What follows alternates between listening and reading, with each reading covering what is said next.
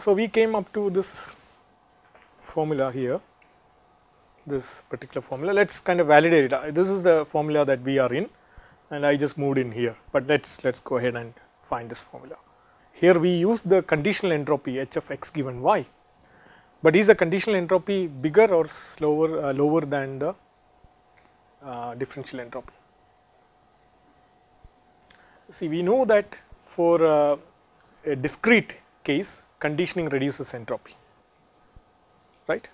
But what about continuous case? How did we prove that conditioning reduces entropy in the discrete case? Yeah, so that's exactly the same loop which is coming the other way, right? So you can show, then use some other mechanism to show that. In general, we can do divergence. So any kind of divergence is a positive quantity that we can show. But all of them, in fact, the entire information theory inequalities that we use in this lectures, information theory inequalities, others may be different, can be derived from this one particular equation, this log x is less than x minus 1, right, which is the function that I have shown here. Blue is log x, x minus 1 is a red line. At when x is 1, both of them touches 0, other guy just goes linearly, this guy just comes concave down. The max slope of log x is 1, that's all we are talking about, and that happens at this point, right. Many ways to prove this very simple statement, Taylor approximations and things like that. So first order Taylor approximation at this point, that's all. And it's a concave function, so it lies below. Is it clear? So we are going to, it's a, if you want to prove, next break I will prove it, but log x, natural log is less than x minus 1 is all we required to prove almost everything that we had, including convexity, concavity, etc. I had on the first slide, simply follows from this particular condition. You have done that. You're done. Use the log x less than x minus 1. Very good. So that's okay. Done it. So here also the same proof applies even when it is differential entropy. The reason being that this becomes simply integrals now. Same definition of mutual information, but it's simply summations replaced by integrals and probabilities, mass functions replaced by density functions. So then this is nothing but the negative of the mutual information. So mutual information is fxy log fxy divided by fxfy, divergence between joined and the product of the marginals. Because it's minus, so I put the opposite, and log x less than x minus 1 will tell that this number is negative. So conditioning reduces entropy is a universal fact, whether it's differential or whether it is discrete entropy, right. But does not mean that everything about discrete entropy is analogous to what is about differential entropy. There is some factors we have to be very careful about. That comes from, for example, let's do this examples, you will realize what's happening. Let's take an uniform x, which is in 0 to a, x is a uniform random variable. So what's the density function? 1 by a, right. So the area should be 1 by a from 0 less than x less than a is the density function when a is a non-negative number, positive number. What is the differential entropy? Just for a practice, can you just, if you are not done already information theory course, can you quickly compute? That's correct. So you get log of a in bits. If I am using bits, it's a. If I am using natural units, then I'll ln of a will come, right. They are the same, you just have to scale it appropriately. But if you look at it, look, if a is 0.5, what is this number? It's negative, right. Can discrete entropy be negative? Discrete entropy cannot be negative. Why?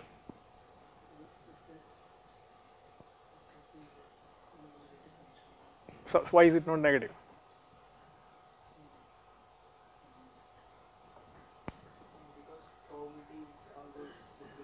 Discrete probability is always less than 1. So 1 over px log of that will always be a positive number. So expectation of a positive number is always positive. That's one way to do that, but there is another beautiful way to look at it, is to look at typical sets. You have learned what is the size of a typical set. So the number of elements in a typical set is 2 power n hx, right. So if you look at that, hx is nothing but log of a number, the number, no? The number is always greater than 1, greater than or equal to 1. So, log of a number, the minimum value it can take is 0. So, entropy is always non-negative, discrete entropy is always non-negative, but here we cannot guarantee that, right. In fact, it is closely connected to volume. If you are interested after the thing, I can expose or I can tell you how it is connected to the volume, because I do not have it included in my slides. So, essentially this is 2 power n hx is nothing but the volume of x in n dimensions. There it was count, because it was discrete, you could count. Now, it is continuous time, you have to compute integrals and you have to talk about volume. Now, volume, there is no such limitation that it shall be greater than 1, any volume, non-zero volume is okay. So, 0.5 volume log 0.5, right. So, then you actually get negative entropy into the business. But what is more important is mutual information is non-negative, right. So, but this interpretation you have to keep in mind, it can be negative.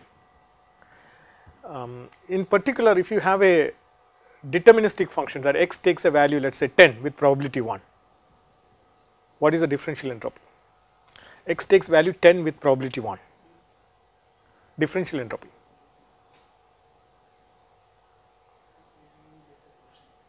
Suppose x deterministically takes a value 10 with probability 1, random variable with probability 1 it takes 10, and I am asking for the differential entropy of that.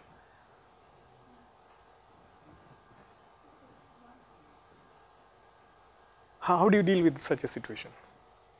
So, whenever you are given this discrete points or impulses, you have to work with some integral phenomena, right. So, imagine that one way to look, simple way to look at it, imagine that you are distributed in 10 plus epsilon, and then you push the epsilon down to 0. It may not be the right way because continuity is lost, but if you imagine a Gaussian and push the width, then you can actually work it out. But when the epsilon goes to 0, your entropy here is, you can see that it is log the height of that, height of the thing, the log width, no.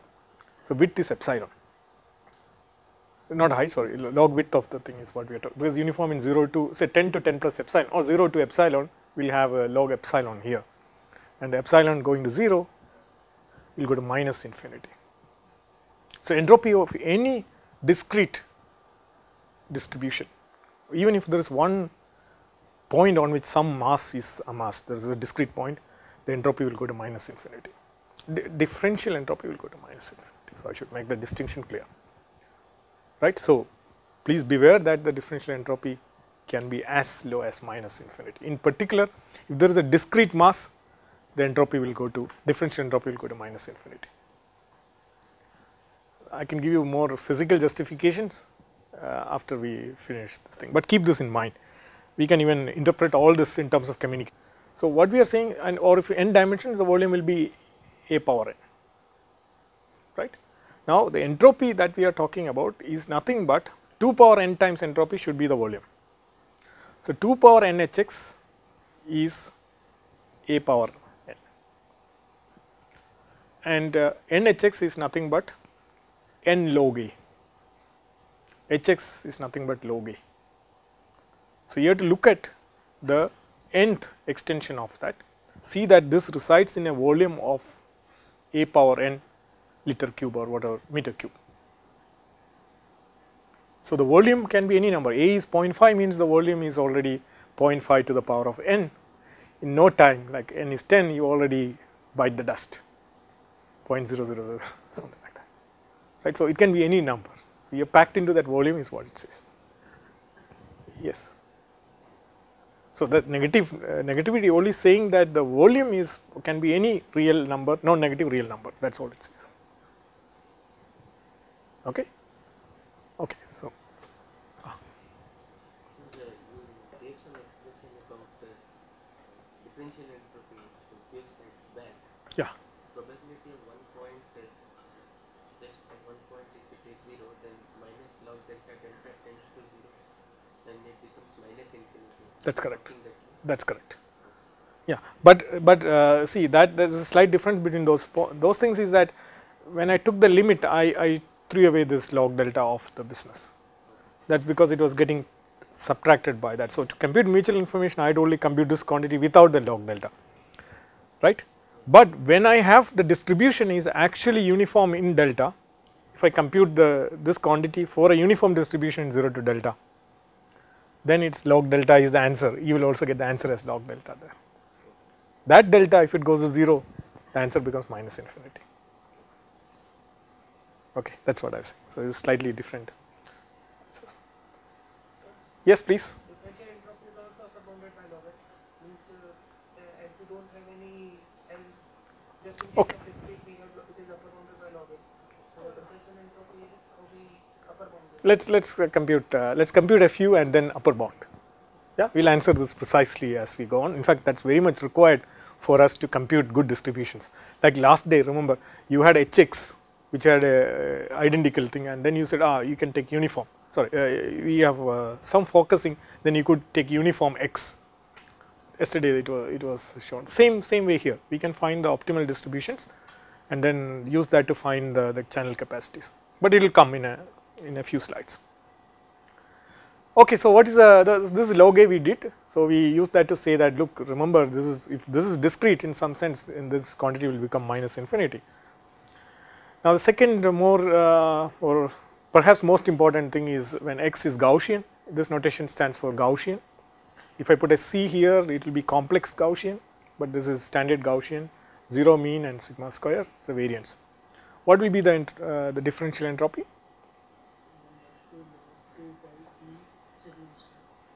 Yeah, so you do not have to remember the formula, you can just simply compute, because we know that this distribution is e power minus x square over 2 sigma square divided by square root of 2 pi sigma square.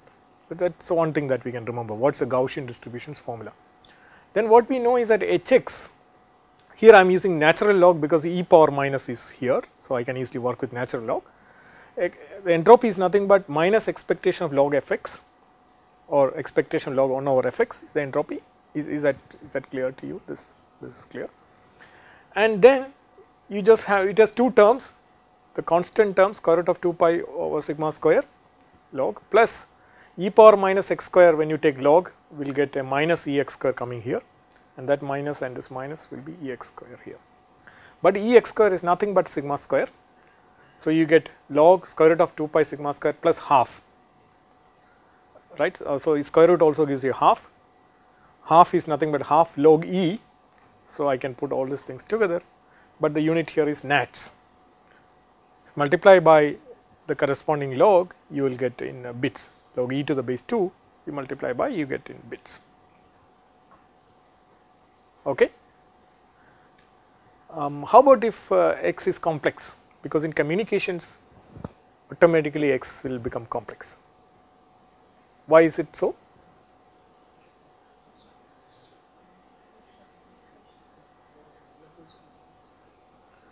No, I am saying why complex comes into play in communications. Yeah, it is a baseband system that we are talking about, right. So even if you use a real signal, you pass it through a system which has a frequency response which is not flat, what you get at the output is an asymmetric baseband.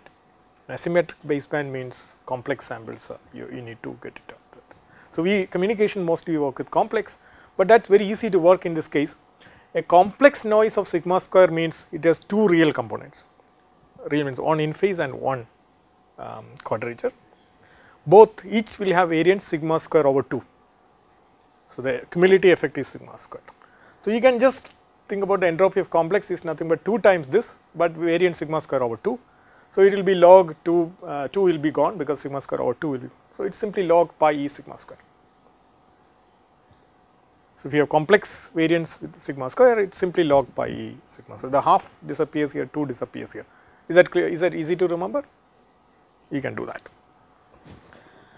Okay, now we look at two other operations which are important. One is shift. If you add a mean value to your random variable, your integral does not change because you are taking from minus infinity to plus infinity. So you get h of x plus a is same as h of x, right. And if you scale, take h of ax, then you get h of x plus log a. This scaling will bring such a quantity into the extra part, right. This is because the distribution of Ax is nothing but 1 over mod A f of x by A. Just compute the distribution of Ax and then integrate. Is it okay? These formulas are all okay? It's okay for you, right? So you compute the distribution for Ax, and suppose y is equal to Ax, then integral Fy log 1 over Fy will give you the answer to this question. Okay, but this is even more true in general, that if you use a transformation in n dimensions, you have x, but you transform by a matrix A, you again have the same kind of formula Hx plus log determinant of A. So, if A is a matrix, this stands for the determinant of A, which says that you have to use invertible transforms, otherwise again you go to minus infinity as your entropy. Okay. So, please keep all of this thing in mind. Now, we have two statements, so called theorems. First one is saying that if there are two PDFs f and g such that integral g log g is same as f log g, then the entropy with respect to f will be lower than the entropy with respect to g. Is the statement clear? That your f and g are two density functions. You take g log g, this is nothing but the negative entropy of g minus h of x is what is in this quantity here. This quantity is not directly connected to those entropies, it is f here and g there. So, it is log g integrated with respect to f, the density function f. If they are the same, then the entropy for f, take two random variables, let us say x distributed f of x, y distributed like g of y, then what we are saying is that under this statement the entropy of x will be less than the entropy of y. How do we prove this? Look, any statement here is proved by log x less than x minus 1. So, we are just repeatedly using these things.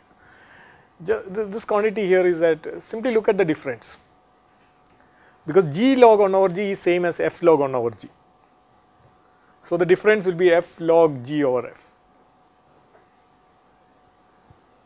f log g over f. F log f over g is positive, so f log g over f is negative, integral of that is negative. So, you get that very simply that this minus this will be less than or equal to 0. Same proof ideas, conditioning reduces entropy or log x less than x minus 1 is the same idea. Is the idea clear? So, whenever you can find, so the next corollary of that says that if you have a set of probability distributions, if there exists a g and a constant such that f log g is alpha for all f, then g is an entropy maximizing distribution in P. It is just a corollary of that. What it says is that for every f, f log g is alpha. So, including g, g log g is alpha. So, that means this equality will hold. Once the equality is holding, g has the maximum entropy. This, it is again very simple to prove and state and things, statements, but it is powerful enough to give you all the results on maximality, like he was asking about which distribution maximizes differential entropy. Are these statements clear?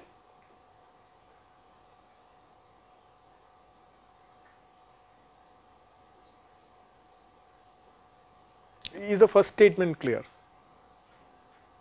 Right, all we are saying that if g log g integral is same as f log g integral, then g log 1 over g integral is same as f log 1 over g integral. So, f log 1 over f integral minus f log 1 over g integral. So, f will be taken out and you get f log g over f integral. This is nothing but the negative divergence between f and g, which is negative.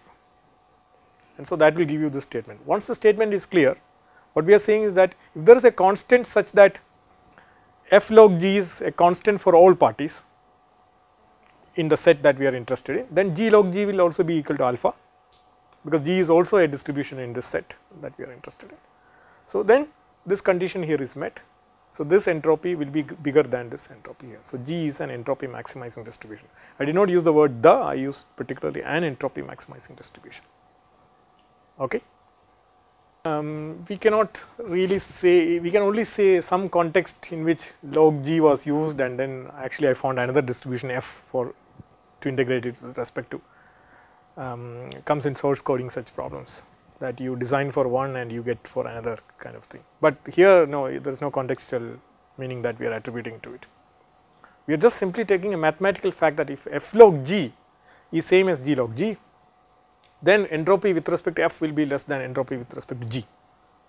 So, if for there is a g such that for every f this statement is equal to g log g, then for every f the entropy will be less than the entropy with respect to g. So, that is all we are saying. If we can find a constant such that for any f, f log g is equal to alpha, so the g stays the same for all these f's, then g is an entropy maximizing distribution. Let us use this to compute, and then you will I think realize it very easily. Let us go to the next and do this. Yeah, actually these are all so called isoperimetry relations.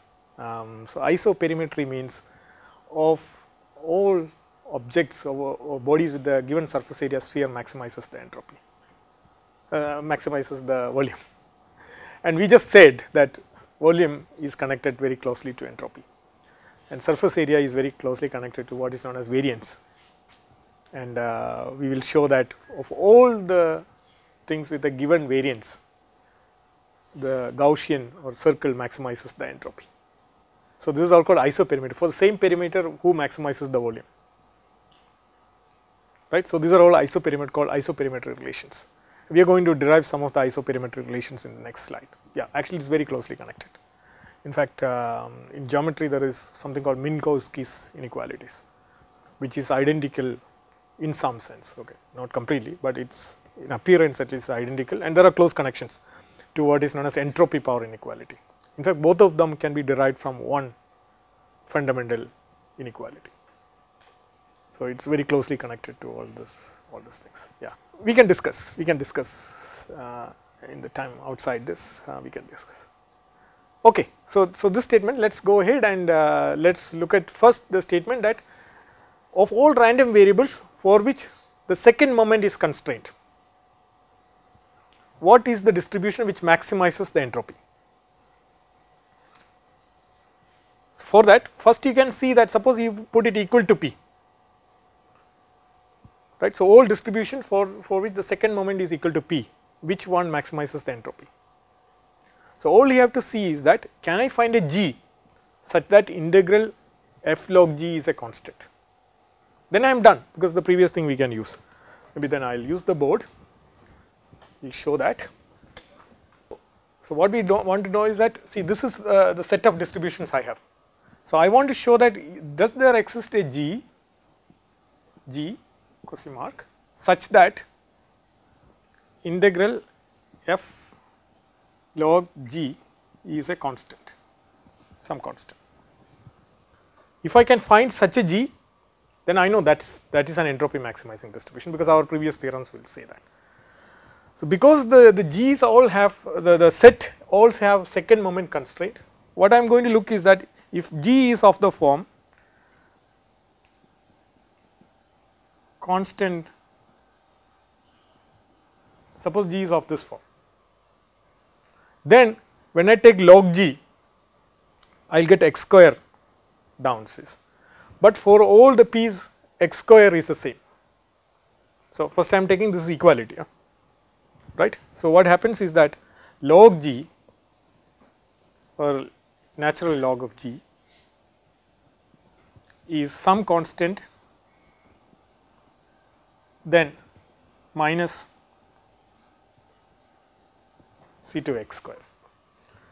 Now, I take integral expectation of this with respect to any distribution. This is a constant, so it will not play a role. This will simply give you expectation of x square, but expectation of x square is indeed p for all distributions. So, you got the trick. So, that means g, this distribution is the best. By the previous corollary, it will say that this distribution maximizes the entropy. Now, I use it this way because this generalizes. You can find for a variety of other systems just the same goal. So, Suppose you have a distribution which is a peak constraint, it is from minus a to plus a, like what you were saying, it can be 0 to a as well, there is no problem. Then what you want to do is that f log g should be a constant. So you can take g to be uniform in minus a to plus a. So then this integral does not depend on g at all, g comes outside, right. So then uniform minus a to plus a is what maximizes the differential entropy among all distributions which are limited to minus a to plus a, which admits the density.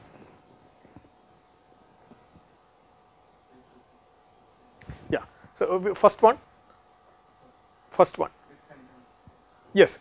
So this one says that if I limit myself to distributions which are supported from minus a to plus a is some non-negative number, that's here, then if I can take g is equal to the uniform random variable in minus a to a, then f log g is now uniform, so it has nothing to do with f, so it comes outside, integral f will be 1 if it is also in minus a to plus a, right, because that's what is given to this formula. So that means f log g is integral f log g is a constant for all f which is takes values from minus a to plus a if I take g as the uniform distribution. Go back to the lemma, simply says that if you can find a distribution g such that f log g integral is alpha, g is an entropy maximizing distribution.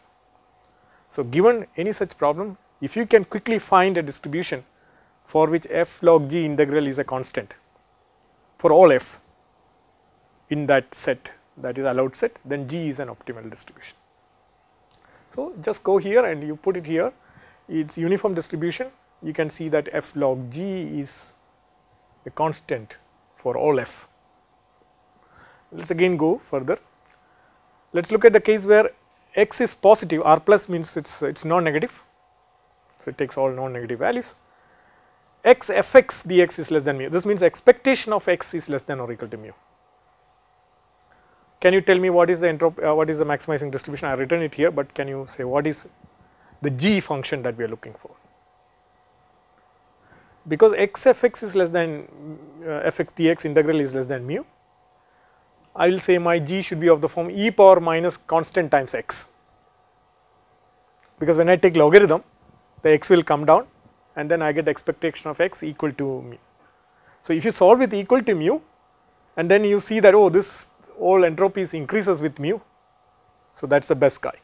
So here also you put equal and you see that 0 p is the maximizing distribution when there is equality, and this entropy increases with that p. So you can, because log is a monotonous function. Now we can take another more complex one. Here I am taking x in Rn and I am saying the expectation of x dagger. X dagger is standing for transpose conjugate if you want to put complex values. In real it is simply transpose. So x is a n dimensional vector, this is just a transpose of that. And it's kind of a covariance for 0 mean. It is constrained to be less than or equal to k. This less than or equal to means this minus k is positive semi-definite, negative semi-definite, or k minus this party is positive semi-definite. Right. So you can put constraints of this form also. What is a maximizing distribution? Again you see the constraint is of this form. So you can see that if you take g as a Gaussian of covariance k, which is this number here, that is the distribution for which f log g will be a constant, integral f log g will be a constant for all f in this set. Is the idea clear? So wherever you can go ahead and find a distribution, quickly identify a distribution such that integral f log g is a constant, that g distribution is the best in terms of entropy in that set, differential entropy. Clear? So keep in mind that if it is 0 to a, it is uniform in 0 to a. Why is it like that? Why can I say that the distribution from 0 to a, then uniform 0 to a is the best? How do we prove that? You can either use this trick that we said, or you can say that, okay, if you take uniform in minus a over 2 to minus a over 2, then uniform minus a over 2 to a over 2 is the best, and scale shifting will not change the entropy, so you shift by a over 2, you get 0 to A, right. So, very many ways, everything should be consistent with what we have done, right, that's all. So, you can find quickly the maximizing entropy for various distributions. This top one and the last one has a lot of applications in wireless communications, right. It has dictated the way wireless communication has evolved over the 4Gs and 5Gs. And this one has a lot of applications in what is known as timing channels, where you use pulse position modulation kind of communication systems and the timing with the moment constraint. This has a lot of applications in what is called peak constraint channels, channels in which the amplifier is operated to a certain range that it cannot go over, quite practical. But these two are the most widely encountered in wireless communications. Any questions at this time? Okay, let me ask then, if this is the distribution, can you find the differential entropy for this distribution using what we have learned so far? Everything should be just following elementary from what we have built. So, if this is Gaussian, we agree this is Gaussian, covariance k, right, mean 0. Now, how do we compute for this particular case using without doing all the integrals and all the stuff that we have learned? Elementary in the sense that whatever we have done, we should be able to just quickly assemble the pieces and tell, right. So, just look at that. This Gaussian means, essentially the meaning of this is that you take a Gaussian vector of identity covariance, that means independent Gaussians x of each of unit variance, and then multiply by k to the power of 1/2. Square root of this matrix is all you have to multiply, then you actually get a Gaussian of variance k, right. Gaussians are obtained like that. You take IID Gaussians and then just transform them, you can get the covariance that you want, right. Any positive semi-definite covariance we are talking about, you can just do it the way that I said. Okay. Independent Gaussians, just a transformation, you get the covariance that you want. Okay, because Gaussians are defined just by their mean and covariance. If I ensure that they are matching and the end output is Gaussian, then there is no other thing that you can do. So, linear combinations of Gaussians will be Gaussian. So, if I start with IID and take linear combinations, individual entries will be Gaussian. Because I am multiplying by a positive semi-definite covariance, the covariance of this will also be k. Okay. So, then use this fact on this equations here, sorry, over this equation here. For independent Gaussians, the entropy will be the sum of their entropies, right, h of x1 plus h of x2, etc. Each of them is log pi e sigma square or half log 2 pi e sigma square if they are real. N of them will give you n over 2 log 2 pi e sigma square for this party. This guy will give you log determinant of k to the power of half. So, you get half log determinant k, right. So, it is very easy to compute all these entropies. This entropy is simply log determinant of 2 pi e k divided by 2. Okay. So, it is very easy. Any questions at this point? You can compute all of them as determinants. It will be very useful as we go on. If there is a question or if somebody wants me to do it, I will do it on the board. Anything is not clear, we can do it on the board. Is it, because I was more hand waving in the answer. Okay, yeah, thank you. So, that is why we say if I put equality here, I can solve this Gaussian, and the answer that we get is half log 2 pi e p, which is an increasing function of p. So, if I reduce p to p prime, then this number will only come down. So, equality is the best for this because they are monotonous. Same thing here. If you compute the entropy, it is increasing in mu, right. So, each of them, yeah. So, you do two steps. You put equal to and find the g, and for the next level set, that is p minus epsilon, you find another g, but then you realize that look, you are no way going to be better than the party. So, you have to do these two steps. Thanks for telling me that. Okay. Okay, these are exercises. One is again easy. I told you already. This is a complex value random variable with a second moment constraint. So, what is the best distribution? Can anybody tell? Complex values with a second moment constraint. can see the distribution now, the G should be of the form e power minus mod x square times a constant. So, it is a complex Gaussian is the answer to this problem.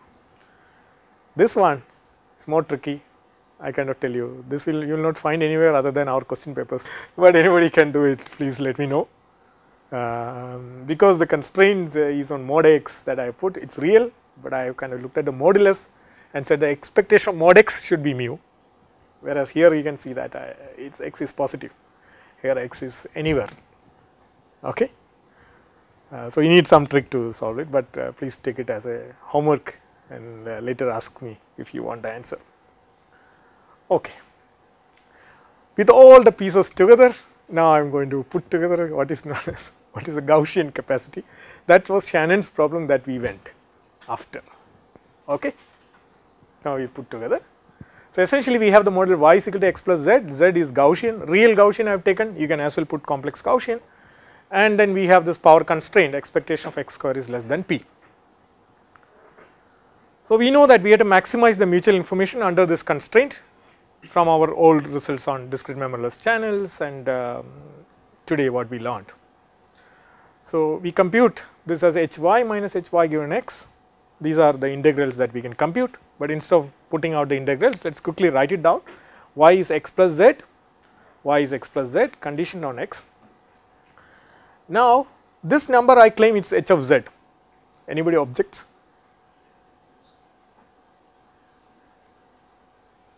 If anybody objects, that is what we call proof by intimidation.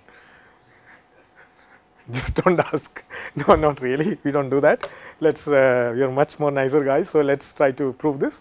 Is it okay? This is okay, because conditioned on x, imagine x is equal to a little x, then conditioned on this is actually little x plus z, so it is a mean shift to z. A mean does not change the entropy of the thing, right. So, for each little x, it is a conditional entropy given little x plus z, but given x it is just a mean shift.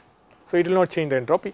So, you will get h of z given x, but x and z here are, I should have mentioned it here, x and z are independent because x is the input, z is from the channel. So, they are independent, that is highly used to get h of x, z given x is h of z. So, you get this number, is it okay? Now, what we know is that we know this number h of z is a Gaussian, so it is half log, oh 2 missing here, sorry, 2 is missing in both this, but the answer is correct because there is a 2 here and a 2 there. So, they are subtracting off. So, sorry, it is cancelling out, but there is a 2 and 2 just to get this equation. So, half log 2 pi sigma square. What we know is that z is Gaussian, x plus z, we know x has a power constraint of p, z has a power variance constraint of sigma square. So, the total variance here is p plus sigma square at best, and we know Gaussian maximizes entropy. So, we can say this number is less than half log 2 pi e p plus sigma square. We use that, I used the fact that Gaussian maximizes entropy under a covariance constraint, right. So, instead of solving it explicitly out the thing, I will just write an inequality here. When can this inequality be equality? When x and z are independent Gaussians, x is independent of z anyway, then the sum is a Gaussian, right, and then we can ensure that this quantity is equality. So, simply by choosing x as Gaussian, we can actually find the capacity directly, it is half log 1 plus p over sigma square. Note the unit, I put it particularly as bits per transmission. For every x on the average carries this much bits, the base is 2.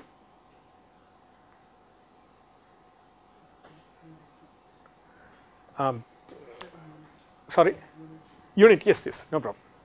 So, here y is equal to x plus z. So, what we are saying is that an instant of x, how much rate on an average does it take to the other side, right, that is what we computed by ixy. N uses of the channel, you push log m bits to the other side, log m over n is what we call the rate. Per use of the channel, how much bits are you pushing to the other side, right. And so please excuse me for the different log versions that you are seeing on this picture. This is 2 because I wrote the answer in bits per transmission, because I put the e's there. The answer is correct because whatever constant here goes off with the constant there and things like that, right. but then in terms of bits it is log 1 plus p over sigma square, where p is the constraint that we put on the transmitted symbols. So, this is a formal derivation of what is the capacity of the Gaussian channel. There are some aspects I am not actually giving in detail, because you can also use Fanous inequality and the converse proofs techniques that you learned to show that you cannot push anything more than this, right, which is not obvious by these formulas, but believe me that this Ixy under this constraint subsumes all that, anything that you can do to communicate. So, this is indeed the capacity of the channel. Any questions at this time? So, we use the entropy maximization ideas to compute the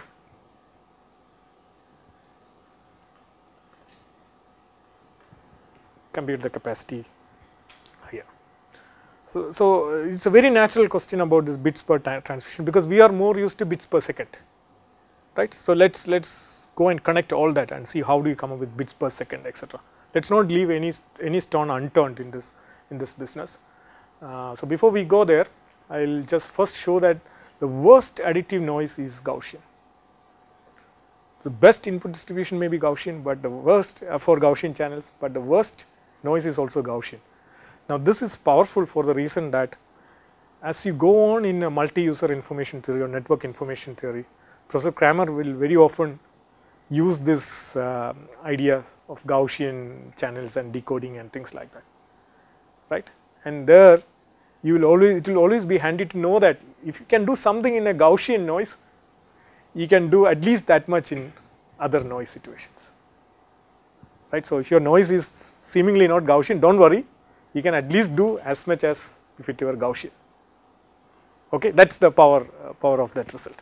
So, what it says is that for any noise process Z, so it is not Gaussian or anything like that, it is independent of x, that is all we are assuming, Ix plus Z, right. So, we have to say that x is independent of Z, kind of miss that. The maximum under this power constraint will be greater than the maximum under Zg is a Gaussian noise. So, under Gaussian noise you compute the capacity of this channel, under some other noise which has the same variance as that of the Gaussian noise, you compute the capacity. So, given the variance of the noise, Gaussian is the worst input distribution for capacity purposes, right. There is an alternate statement which is even more powerful, which is saying that of all noises with the same entropy, Gaussian is the worst, which requires a much more complicated proof with using entropy power inequality. Fortunately, this is elementary. So, it will give you an idea of if you have a noise of a certain variance, Gaussian is worst to be seen at that point from the noise point of view, okay. Let us prove it. First of all, notice that if I compute Ix x plus Z and the maximum of that under any constraint that you are putting, if I choose x to be Gaussian, so I put xg to say that x is Gaussian, this since it is a maximum, it will be bigger than one particular distribution, right. Here I am taking a particular distribution x Gaussian, here is a maximum. So, the maximum has to be bigger than any particular distribution, because this xg is a possible choice here, okay. So, you get that. Please, please, max of Ixy. So, xy is some x plus Z I am computing. Oh, I should have actually written this as x plus Z, okay. Ix x plus Z, that is this quantity here, will be bigger than if I use x is Gaussian. Good, that is true if Z is also Zg, Gaussian. If Zg is Gaussian, then we know xg Gaussian is the best, we found that in the last slide. But if Z is something else we do not know, then xg is only a possible choice that you can use. Turns out it is not the maximum for many channels. Is that clear? The distinction clear? Because Z is some arbitrary noise process with the same variance that of Zg. So, this maximum in fact has a choice, you can use x as Gaussian, then you actually get this answer here. But you can maximize, you may possibly get better. Is that clear now? Okay, clear. So, then what you do is that I am going to show that this quantity here will get better than the maximum that we have here. How do we show? These are all elementary inequalities in information theory. All I use is condition reduces entropy and facts about Gaussians, nothing more. But you get a powerful result here. So what I do, I expand. I say hxg minus hxg given xg plus z. That's exactly the mutual information here, right? Now I'm going to play something here. So what I do is that this is a conditioned on this. You can treat it as a constant. So you can subtract this value from the top. So I take xg minus some constant times xg plus z, because this is given. This is nothing but a mean shift to the entropy now. Okay, same ideas as we used earlier. In particular, this is true for any alpha. You can put any alpha. This should be true, right? Because given this, it's just a mean. You can give any finite mean shift. You can give to that. It will not create a problem. So now what I can do is that I'll take alpha is equal to a particular value. In fact, I take alpha is p over p plus sigma square. This is like, signal power to the total power. Right, this choice actually is a nice choice, but it's easy to find this choice also. I'll tell you why. But once you put this choice or any choice, you can just remove this conditioning and your thing will go up, right? Because I removed this conditioning, so this entropy went up, so this negative entropy went down, so this guy will be a greater than or equal to. Is that step clear? Just remove the conditioning. That's all I did. Once I take off the conditioning, this entropy will go up, but it's negative, so you will see it's greater than or equal to this number. Okay. Now what I do is that, okay, now I know Gaussian maximizes entropy and I am looking for something greater than, so I will put Zg here, because of all distributions Gaussian is the one which will maximize the entropy, and here I fix the alpha to be p over p plus sigma square for convenience. You could take any alpha, but this is the nicest one which will work out for this. If all the steps till this are clear, here Z was a Gaussian distribution to start with, and I wanted x plus Z to be Gaussian. The sum of two random variables is Gaussian, independent random variables are Gaussian only if both of them are Gaussian, right? Just very easy to show. You compute the no, not graphically. No, don't do graphically. Please do not do that. Use a standard technique, moment generating functions, right? Just take the moment generating functions and see that there is no other way that you can compute exponentials. Okay. So there is no other way that that you can get Gaussians than both x and z are Gaussian. They are independent to start with. They are dependent. Yes, you could have coupled things and cancel it out. But z is noise, x is the input signal. So combinedly, the sum has to be Gaussian. Since this is Gaussian, this party has to be Gaussian because they are independent. So both has to be Gaussian. So given Gaussian, the best input is Gaussian. Go back here. Why I should have written as x plus z actually. So sorry about that. This is x plus z. Now we don't know what the distribution of z is. So I do not know x Gaussian is the best or not. If z was Gaussian, yes, I know that best is Gaussian. But z is something else. I do not know which is the best distribution, so I take the max, whatever it is. Specific case, I can only be lower or equal, so I write that inequality there, then proceed and get here. Okay. Elementary, all the steps are elementary, nothing big that we are using, it is just about assembling pieces together. I think the second edition Coward Thomas has this material also, I think. Okay, now what? Now is a crucial step. Look, everything is Gaussian here. If I conditioned with an independent quantity, will the entropy change? Suppose I have here, I condition with an independent quantity, will the entropy change? If you condition with an independent quantity, entropy will not change. So I will find a suitable quantity which is independent, and so that I can maintain the entropy. Gaussian, how do you find another independent? How do you check two Gaussians are independent or not? You just check whether they are uncorrelated, because Gaussians only depend on the distribution only depend on the mean and the variance. So, you just check whether they are uncorrelated, they are 0 mean anyway, we will guarantee that if they are uncorrelated they are independent as well. So, what I am going to do is that I will find something which is independent of this. If you put alpha is p over p plus sigma square, apparently xg plus zg is independent of xg minus alpha xg plus zg. This party here at alpha is equal to p over p plus sigma square, it is nothing but the minimum mean square or estimate of xg given xg plus zg, if you know what MMSE is. Otherwise, just do not worry about anything, you condition on a Gaussian xg plus zg and just compute the correlation between this number and this number. Compute the correlation, simply it is a one step calculation for the, you want me to compute the correlation? Anybody fine? Okay. So, the correlation is indeed 0, right. It is very simple, because you take a product and then xg will give you p, the power constraint of that. Then here alpha p, so you get 1 minus alpha p, sorry, plus zg sigma square,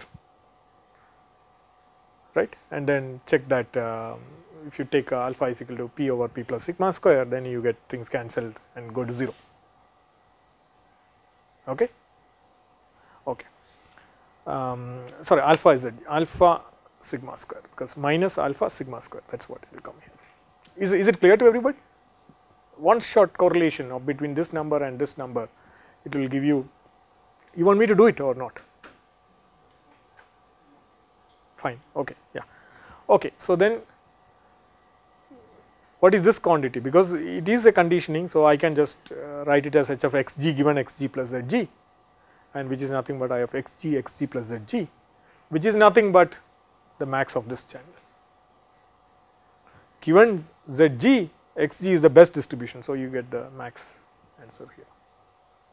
Okay. So, we have shown that of all the noise, additive noise distributions with the same variance, Gaussian is the worst in terms of capacity. So, if anybody comes with the result of log 1 plus SNR for a non-Gaussian noise channel, it is IID etc., but it is non-Gaussian noise, just grant him the right to proceed, okay, because Gaussian is the worst noise in the situation. Okay. In multi-user, you will always see that some others transmission can be noise to me. Person A transmits and it can be noise to person B's reception, and person A's transmissions cannot be Gaussian, he can use anything that he likes. But still we can say that the worst case is when person A also uses Gaussian distribution. So, person B sees Gaussian noise, Gaussian interference overall. Okay. Okay, with all that, now I will put the final straw into place, where how to get the formula of log 1 plus SNR to bits per second, and that is what the Shannon's first problem was, how much bits per second, and there was a bandwidth which he used to convert the model to sample discrete time. So, we will bring all these things together. So, for that, for some signals and systems, kind of minimalist view, perhaps if you have a question, you tell me. So, there is some band limited signal which is shown. So, this is represented very well by EQ space samples, because the bandwidth is beta, I take 1 over beta. Beta t complex samples suffice to represent xt in 0 to t, or 2 beta t real samples if you want. Beta t complex means and one complex has 2 reals inside it. And then what you do is that, so what is the signal to noise ratio based on the signal is what we have to find. Log 1 plus signal to noise ratio will give me the bits per second per hertz capacity, right, that is the idea, or half log 1 plus signal to noise ratio. So, how to compute the energy of the signal? You just again use our Riemann approximation, that is all we were doing all the time. So, is just put this value here, sample value, this width is 1 over beta, this value square times 1 over beta is the energy in that bin, and add them up, you get the thing. So, the energy in joules, if you take t seconds to transmit, is 0 to t xt square dt, which is nothing but for each bin it is xi square times 1 over beta is the area, the square area of this bin, add them, because in t seconds you have beta t's complex samples, so you add them up, and your total energy will be beta t, the power in watts, power because xt over t is the power that we are talking about, times 1 over beta, So, you get all the essence here, beta beta all goes. Similarly, energy in noise you can compute is nothing but the noise spectral density is sigma square. So, sigma square beta is the power in watts times T will give you the energy in joules, right. So, the ratio of them will give you the signal to noise ratio on every transmission, and for every transmission you can get half log 1 plus SNR. So, the ratio of this is nothing but Pw over beta sigma square. So, if you put them together you get log 1 plus Pw over beta sigma square bits per transmission, but what you are doing is that in 1 seconds you can do beta transmissions.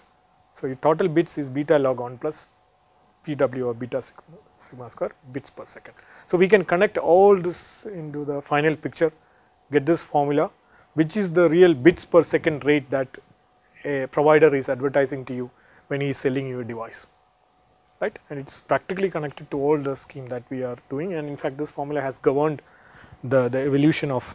So, is this formula clear? It is everything what we did, there is nothing beyond elementary things that we have assembled and we got into this formula.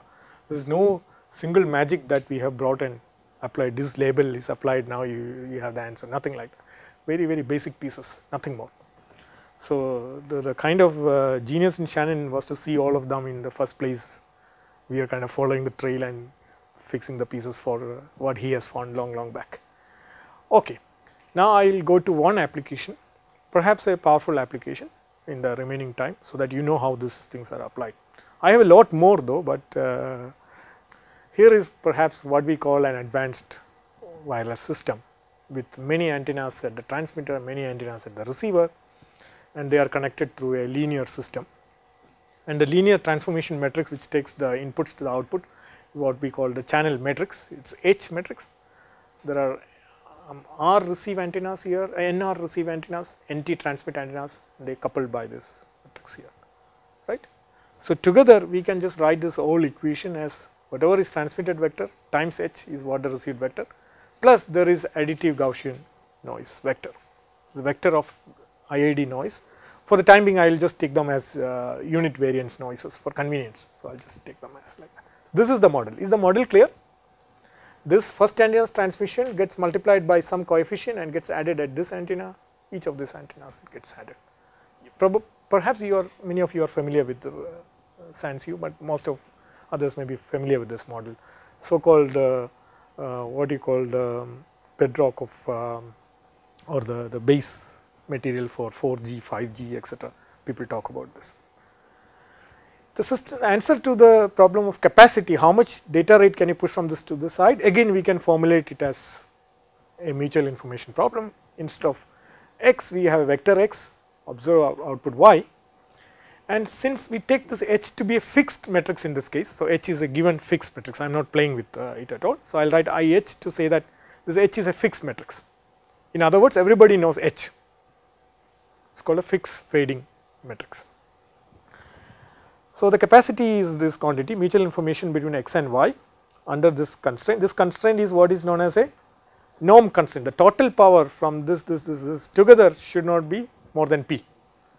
Many antennas, so the norm square is a distance square we are computing. So, it is a total energy expectation will give you some kind of power that you are spending overall on these antennas.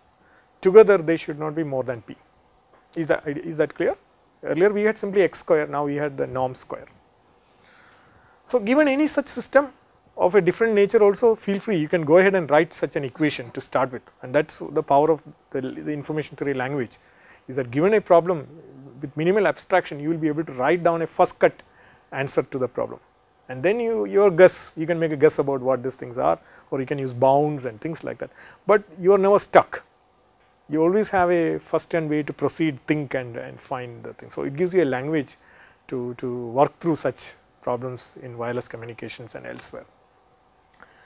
Okay, now what we do is that we compute h of z we know because it is a log determinant function. Hy we already saw that it is maximized by taking y as Gaussian, right. So, what we can do is that since I take z is a unit variance Gaussian, it stands for the variance is identity, and here the power is P. So, instead I use a covariance here. So, the trace of the covariance is exactly same as the power, right. It is exactly xi square sum that what I am computing on. Once I compute the trace is the sum of the diagonal elements. Okay. So, we can retransform all this problem into a max problem under a trace constraint to log determinants, right. It looks complicated, but not so. Once the trick is known, it is very simple to, it is not simple, but it is elementary to push our answer through. So, what we do is in any such situation, be it signal processing, communications, anywhere that you encounter such a matrix and thing, and you want to do something, the tool that is the most handy to you is called the singularly most valuable decomposition, or singular value decomposition. Have you heard of singular value decomposition? Right. Singular value decomposition simply says that any matrix can be written as U delta V dagger, any matrix where U and V are unitary matrices, they are connected to the eigenvectors of H dagger and H dagger H. The dagger stands for conjugate transpose, I already said that, because this may be complex. So, you can work equally well with complex matrices here. If it is real, you can put half and that is it, and appropriate power constraint for it. So, U and V are nice unitary matrices. Unitary means they are rotation matrices, they simply rotate, they cannot change the magnitude, and delta is a diagonal matrix, right, which means only the diagonal entries are non-zero. Without laws of generality, you can take U and V as square matrices, and delta is a rectangular matrix with ith entries possibly non-zero, all others 0. Okay. So, that is a way to go ahead with that, and for further simplification of this, we need what is known as a very famous inequality in matrix theory called Hadamard's inequality. So, Hadamard's inequality says that the determinant of a positive semi-definite matrix is less than the product of its eigenvalues. Positive semi-definite matrix eigenvalues are non-negative. So, this number will be positive, this number is positive. So, you can non-negative, and you can check this inequality. It is actually, I am told that it is 5-page proof in math textbooks, but fortunately information theory kind of simplifies to an extent of being a kid's game. All it does is the proof is 2 lines, 3 lines here. You take a Gaussian of covariance k, then its differential entropy will be log determinant of pi e k, if it is complex, then pi e k, otherwise half log determinant of 2 pi e k will be the answer. So, the determinant will come there, and this is nothing but the terms entropy of xg1, xgn, because there are n elements there. So, this is the entropy of that is less than the sum of the entropies, because conditioning reduces entropy, but each one is nothing but log kii, the ith term, right. The variance is nothing but the entries in the diagonal terms. So, since this one is log determinant pi e k when it is complex, and this is nothing but log pi e k ii term, what we can do is the sum of this is less than the log determinant which is on this. This is greater than the log determinant which is on the other side, which is exactly this inequality here, right. So, there are a host of other powerful inequalities you can use by the simple fact condition reduces entropy, or the simple fact log x less than x minus 1, right. So, you can actually use that to derive. So, once you have this, then it is kind of easy to get that. We have this log determinant here. So, I use singular value decomposition to write u delta v dagger, k v delta u dagger. Did I miss anything? So, there is a dagger missing here, sorry about that. There is a delta dagger here, okay, miss the dagger here also, okay. There is 2 daggers missing there, that is it, because if I take rectangle, then dagger becomes important to multiply them, okay, otherwise it is okay. So, what we do, how to proceed is that, so I have all this unitary matrices u, v, etc. lying here. So, I want to take them off. So, what I do is that determinant of u I know is 1, because the unitary matrix does not change the volume, it just rotates. So, what we know is that determinant of u is 1, determinant of u dagger is also 1. So, I put them left and right. So, I can write it as 1 determinant, and u dagger comes inside this side, u comes from this side.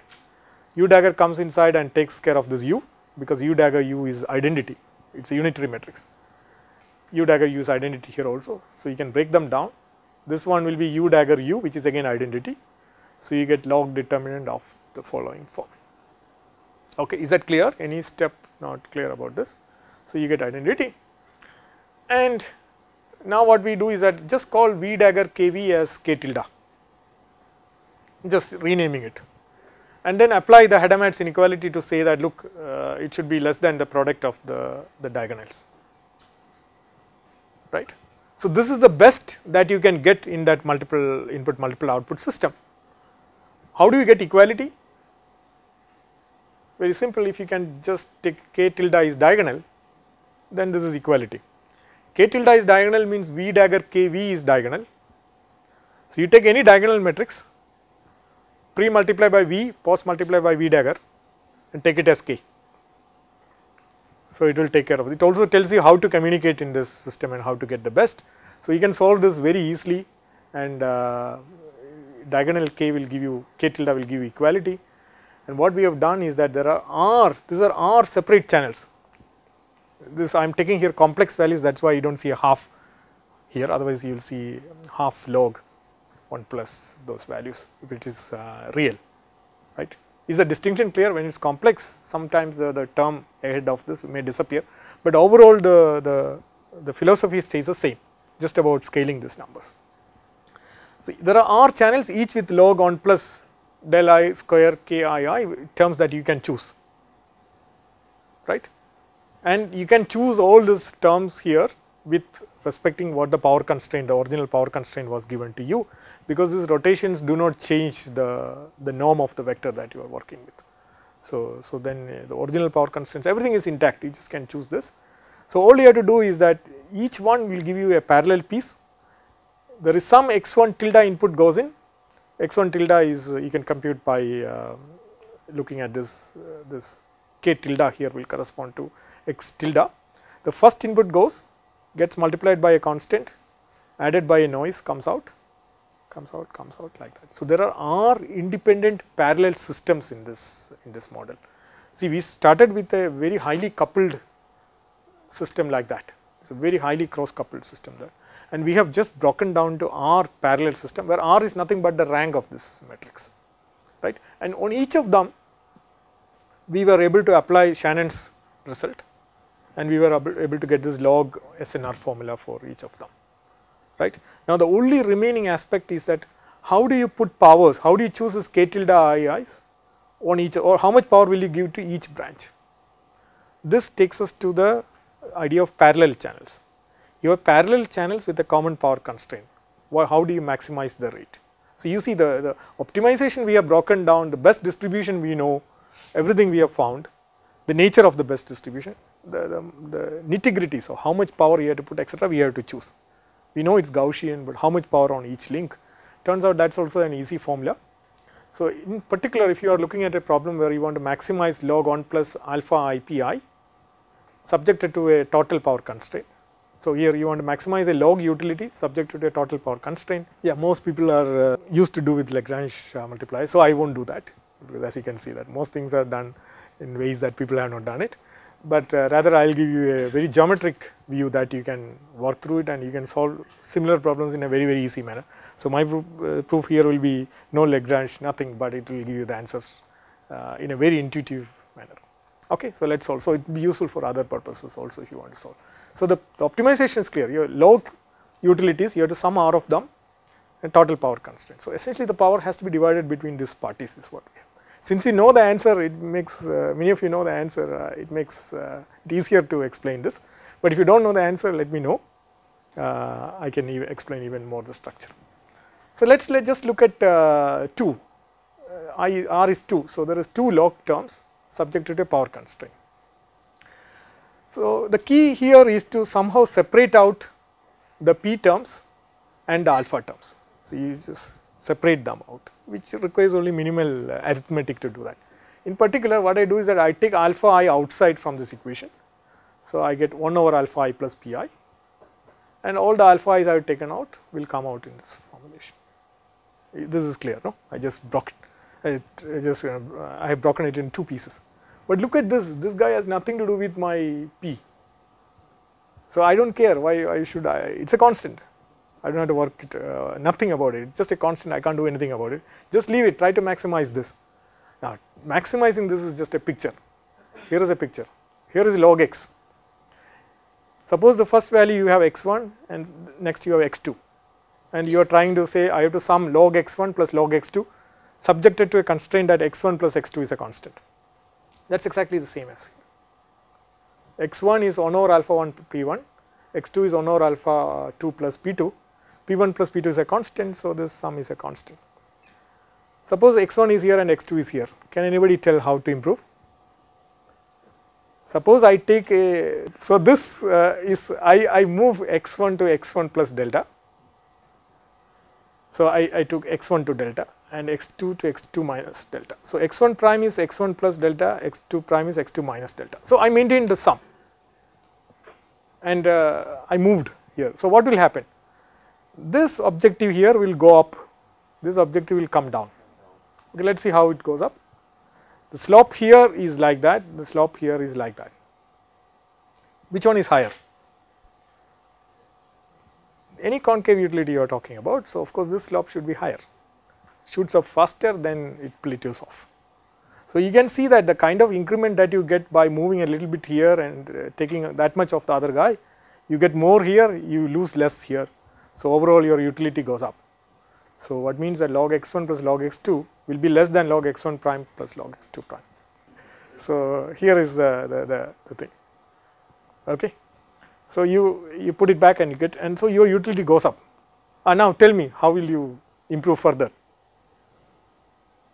Keep doing this.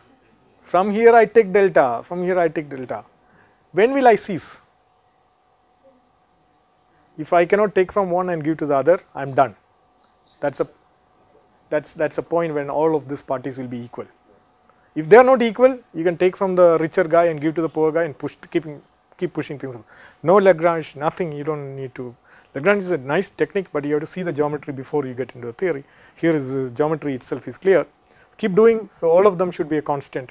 So 1 over alpha I plus pi should be equal to some constant. Let us call that constant 1 over lambda, right.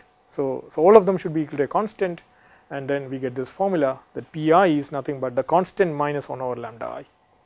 Now I am using this plus to say that if it is negative, then you should put pi as 0. This is coming from the Karush-Guntaker conditions, or you can see it, this plain visualization on this picture also, right. That is what is happening. If you already, your x2 is already high, you should not be giving it power again. That is exactly what the statement is saying, right. So this is called a water filling solution, because you have height 1 over lambda, and your power that you give is the difference between your height and 1 over your channel gain, right.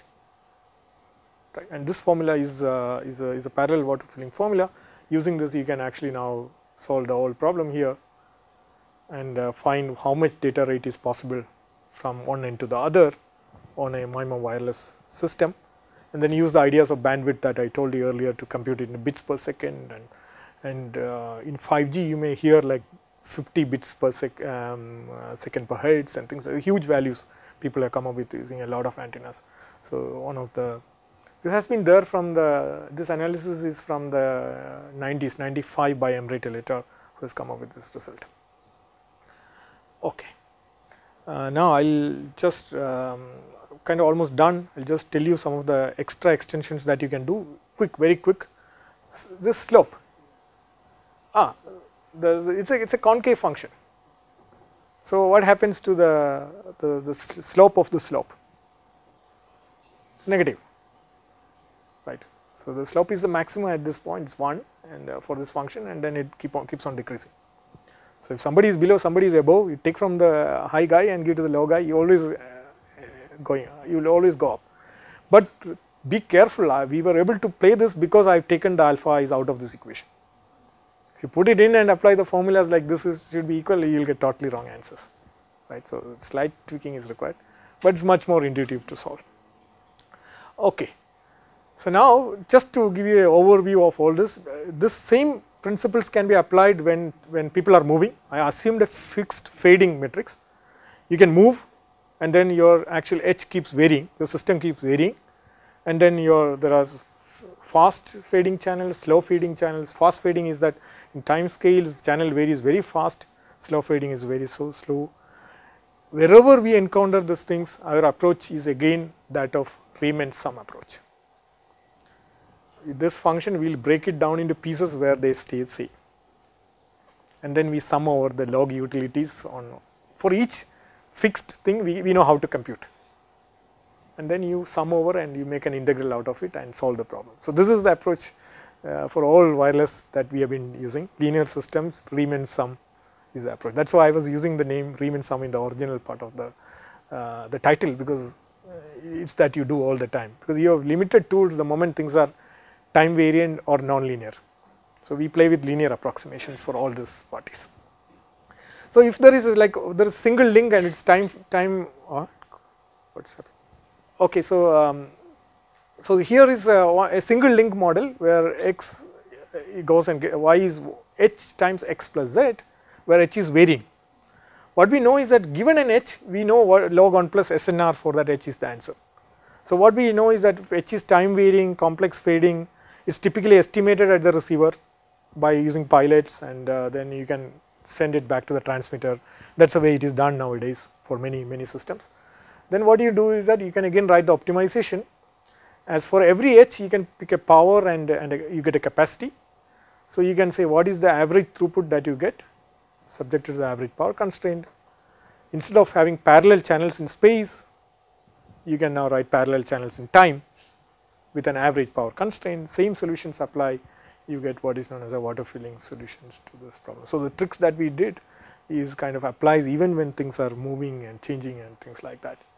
In fact, even so far we have talked about y is equal to hx, which is what is called narrow band channel, right? There is a reason for that. Anybody interested, I can tell you after the lecture why is it called a narrow band channel, because it's more wireless than information theory.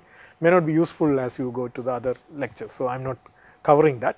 But to tell you where the technology is, you can even look at cases where so-called wide band channels, so the wide channel bandwidth is so wide that the frequency response fluctuates within that bandwidth itself, or the coherence bandwidth is low compared to the operational bandwidth. That's the idea that we are talking here. And in this case what happens is that instead of y is equal to hx, here y is equal to h convolved with x, because h is now a response. This is called a multipath channel. This is what is happening in 4G and 5G, so-called wideband systems using 5 to 10 megahertz for communications. So the trick is that you can solve this problem by using whatever we have learned so far. All you have to do is that if you understand what's convolution, suppose I can convert it into circular convolution. This is linear convolution. Then what we know is that then if I just take the DFT, I can compute because it's circular convolution. So I take the DFT will be the product of the individual DFTs, right? So if I simply I can convert this into circular convolution. That's a well-known technique. You just pad it with some initial points. You can convert a linear to a circular convolution, and then you simply take DFT. And this is simply in nutshell what's known as OFDM, and each one now splits up into, these are the DFTs we are talking about. Each DFT coefficient is a separate channel. So you get n different channels. It's the same theory that we have learned on the past slide, because each channel you can compute the capacity separately, and then you can just do the theory. And this is the technology which is known as OFDM, which is perhaps the most popular technology for future communications. Yeah, you can do a variety of such things. Now I'm not pushing anymore. Something I not included here. There is also, we can use feedback, which I'm not sure Professor Kramer will talk about. So all the communications we said, the feedback was only in figuring out what the channel is or something like that. It did not tell you what the output observations are. Let me not go, though it is again elementary way to actually use feedback to how feedback communication is done. Let me not do it. Let me just go through all these things further. And concluding slide, this one is just to say that what we have not talked about is that there is a lot of ways to realize the communication systems that rates etc. we came up, how to actually implement them in practice. There are a whole lot of ways. Professor Adish has worked on some of these techniques. So this is a live shot from GNA radio where I run some of this and just see how the error probability goes. But just to tell you that a lot of these communication schemes are so practical that the new coding schemes are trying to track those numbers we are coming up with to some very close precision. So this formulas, though it looks like very theoretical, etc., their practical value is no less, right? And I think with that I'll stop. Okay, so there are two things. One is here is feedback, and feedback here says that I get the output. I can observe the output before I transmit. See, at the ith point, I know what has happened in the previous transmissions. So this is the feedback we are talking about. In the previous slide, I just used feedback to say that the transmitter also knows H via feedback. If he can find it out without feedback, then we don't use feedback. But in practice, what we know is that the receiver estimates it and he sends it over to the transmitter. So it's a practical way of doing communication. In the theory that we have done, we did not account for pilots or this transmissions, etc. So there is some loss that you encounter in doing this. Now this feedback is saying that if you observe Y at the output, what is the use of that? It is true, as he pointed out, that feedback does not change. That proof was done. Yeah. Even for channel, to add to that, even in channels without memory, if you have multi users, your capacity region can go up. So people started with Shannon showed that for a point-to-point channel, memoryless, feedback will not improve capacity. But feedback nevertheless is very useful. For example, here is one scheme which is known as the Schalkwijk-Kailath scheme, which says that this is a very deterministic kind of scheme which can achieve capacity. All you do is that you take an interval minus a to plus a, break it down to m pieces. The middle point of that, you just say that is the that's a message code, that's a code, one value for the code. Right. So if I want to send message 1, I'll send this midpoint of this interval, right? And then what the receiver also gets some output, but he kind of updates the transmitter of what he has received. So and the transmitter and the receiver, what they do is that suppose this was sent. This is the original view of the receiver that okay, he has gotten some output somewhere.